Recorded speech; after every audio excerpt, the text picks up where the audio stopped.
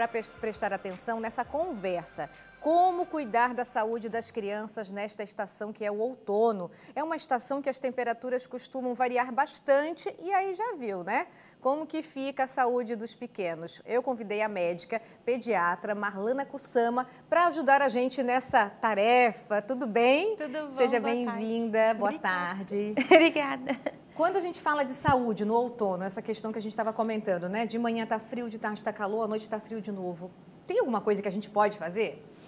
Na verdade, a gente tem que... Primeiro, eu acho que olhar a previsão do tempo já ajuda um pouquinho, né? A gente tem noção das massas de ar quente e frio, da chegada do vento sul também, porque a nossa região, por ficar muito na encosta, tem dias que estão super abafados e, de repente, a mudança de temperatura ocorre no final da tarde. Então, nessa saída da escola, as crianças já têm aquela troca de temperatura mais abrupta e o sistema, o termorregulador delas ainda não está tão acostumado na temperatura de mudança assim tão brutal, né? A temperatura da criança é diferente da gente? Porque às vezes eu estou num frio danado e meu filho não está com frio. Isso, é porque eles são mais agitados, assim?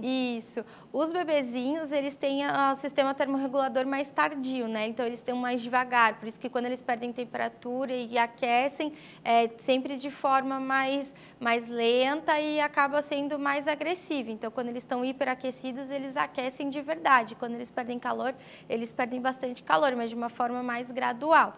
As crianças, elas já são com o metabolismo mais acelerado e aí elas acabam tendo mais energia e por isso acabam tendo mais calor que os adultos, né? E começa a esfriar, a gente já começa a pegar no pé, né? Coloca meia, coloca chinelo. E aí, tem que colocar mesmo ou a gente pode deixar a criança mais livre? Depende da umidade, na verdade. Então, um dia que tá fresquinho, mas ele tá mais seco, né? Então, ele tá numa temperatura amena, uma temperatura ambiente, mas não tá úmido, não tem problema deixar a criança brincar com o pé no chão. Mas se tá úmido, aí a meinha no pé vale a pena. Lavar ou não os cabelos de manhã cedo, assim, a gurizada que estuda de manhã? Tem que dar uma secadinha, tirar um pouquinho da umidade não sair com o cabelo molhado. Isso mesmo. Porque o fato de ainda a gente não ter o calor mais, né? Agora o amanhecer se dá entre 6h30 e 7 horas da manhã, e não mais às 5, como era no verão, faz com que a umidade, né, comece a evaporar, então ainda está mais fresco. E aí, como eles acabaram de acordar, o corpo ainda está acordando, então o fato deles serem com o cabelo muito encharcado, e o ar-condicionado da sala de aula, né? Uhum. Aí resseca bastante as vias aéreas e deixa os seios da face bem umedecidos. E quando a gente fala de ventilador e ar-condicionado, tem um menos pior, assim? Não. Na verdade, se o ar-condicionado estiver muito bem regulado, com os filtros trocados, limpos, né? Ele é um pouco mais seguro do que o ventilador, porque o ventilador ele circula o ar que está ali no meio. Então, para você levanta poeira, levanta sujeira. Poeira, isso. Só que o ar-condicionado também tem que ter um umidificador na região, porque ele resseca bastante as vias aéreas superiores.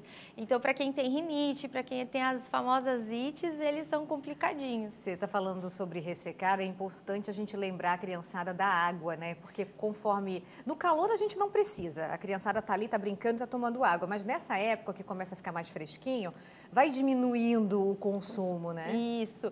Agora as escolas, graças a Deus, estão aderindo às garrafinhas de água, isso já ajuda bastante na hidratação.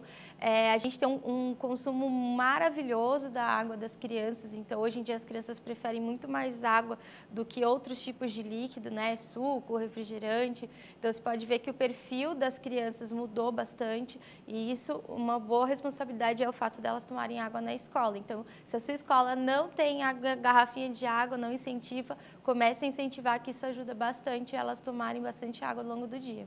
Uma coisa que acontece bastante com as crianças é ficar com o narizinho entupido. Como que a gente faz para ajudar? Sorinho nasal com bastante frequência, a higiene. Então, se é uma criança que sabe suar o narizinho, ajuda bastante fazer a higiene, pedir para ela suar as narinas, né? Então, acordou, viu que está com um pouquinho de obstrução, já soa, já faz higiene. Se é um bebezinho que não sabe suar o narizinho, fazer o sorinho nasal.